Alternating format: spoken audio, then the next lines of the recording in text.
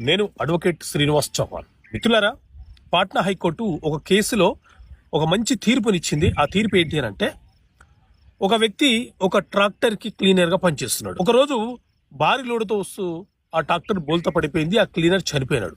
ఆ క్లీనర్ మీద ఆధారపడి జీవిస్తున్న కుటుంబ సభ్యులు ఎవరైతే ఉన్నారో ఇన్సూరెన్స్ కంపెనీ మీద నష్టపరిహారం కోరుతూ కేసు ఫైల్ చేసినారు.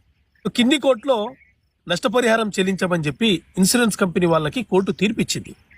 ఆ ఇన్సూరెన్స్ కంపెనీ వాళ్ళు ఏం చేసినారంటే తిరిగి పాట్నా హైకోర్టులో అప్పీల్ చేసుకున్నారు.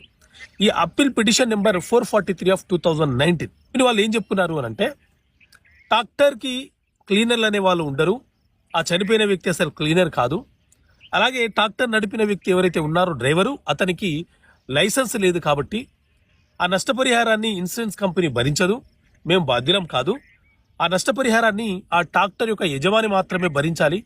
కాబట్టి